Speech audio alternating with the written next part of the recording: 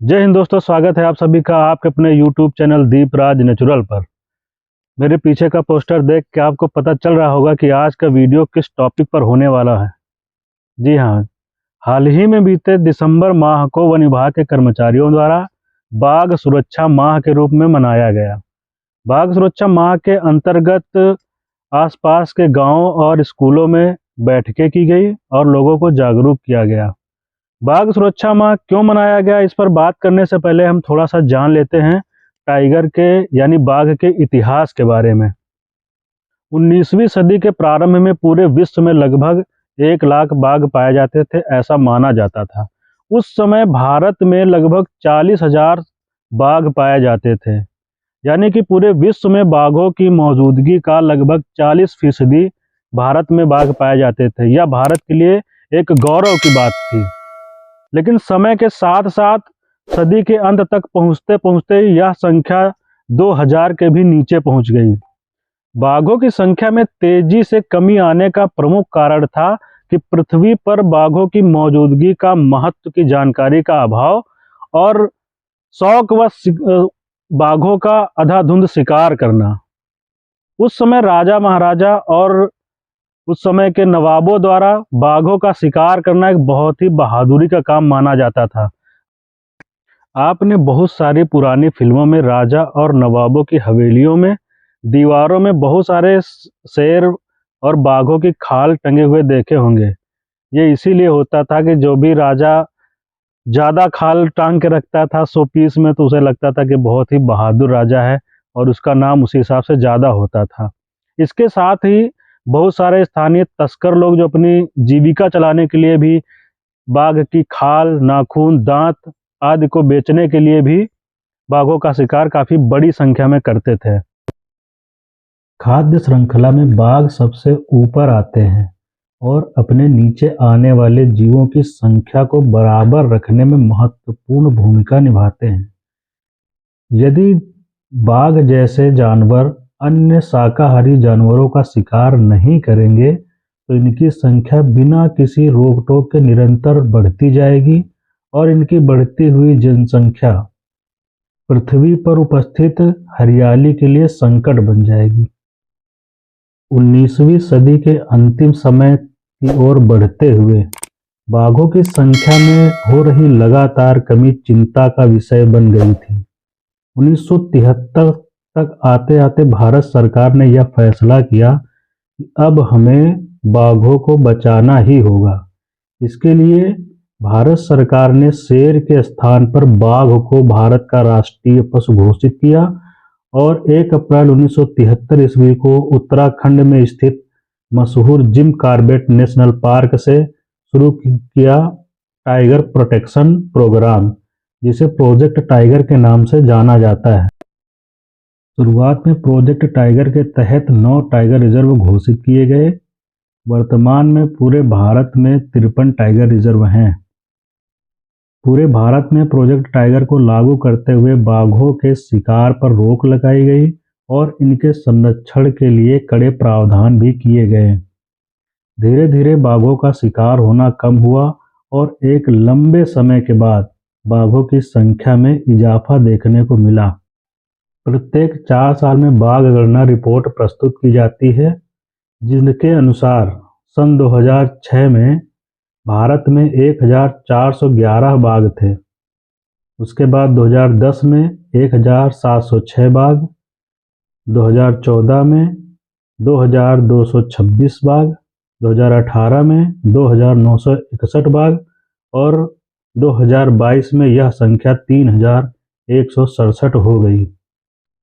विश्व में बढ़ती जनसंख्या के कारण जंगलों की अंधाधुंध कटाई और लगातार हो रहे शहरीकरण के कारण बाघों और अन्य जंगली जानवरों के रहने के लिए लगातार जगह कम होती जा रही है। हालांकि वृक्षारोपण करके लगातार वनों के क्षेत्रफल में विस्तार के भी प्रयास किए जा रहे हैं। प्रायः सर्दियों के मौसम यानी नवंबर, दिसंबर और जनवरी के महीने में जंगल के आसपास के गांवों और कस्बों में बाघों की गतिविधियां अधिक देखने को मिलती हैं। इसका मुख्य कारण होता है सर्दियों का मौसम बाघों के प्रजनन और मीटिंग का समय होता है। बाघ एक दूसरे की तलाश में काफ़ी दूर तक निकल जाते हैं और कभी कभी गांव और कस्बों तक भी पहुंच जाते हैं। वहीं गर्भवती मादा बाघ अपने बच्चे को जन्म देने और सुरक्षित रखने के लिए किसी बाघ की उपस्थिति वाले क्षेत्र को छोड़कर दूर सुरक्षित स्थान ढूंढती है, जहां पर वो अपने बच्चे को जन्म दे सके और अन्य किसी बाघ से सुरक्षित रख सके, क्योंकि अन्य बाघ से बच्चों की जान का खतरा रहता है। जंगल के आसपास के क्षेत्रों में अक्सर देखा गया है कि मादा बाघ अपने बच्चे को जन्म देने के लिए जंगल से दूर गन्ने के खेतों को चुनती है। उसे क्या पता कि यह घास नहीं किसी की फसल है।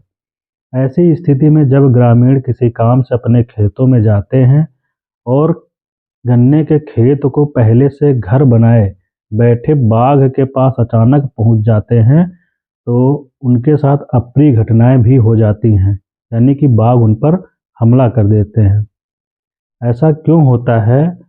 क्योंकि हमें पता ही नहीं होता है कि ऐसी स्थिति का हमें कैसे पता चले और हम ऐसी स्थिति से कैसे निपटें।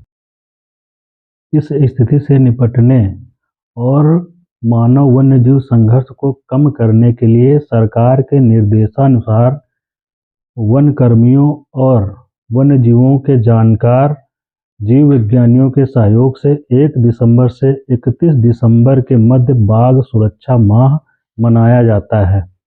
पूरे दिसंबर भर आसपास के गांवों, विद्यालयों में गोष्ठियों, बैठकों का आयोजन किया जाता है और जागरूकता अभियान चलाया जाता है।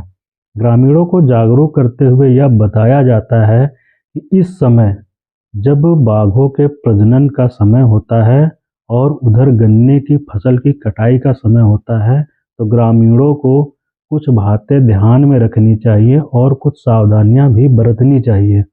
वैसे तो बाघ बहुत शर्मीला जानवर होता है, यह मनुष्य के सामने कभी नहीं आना चाहता है। थोड़ी सी आहट पाकर यह छिप जाता है या वहां से भाग जाता है।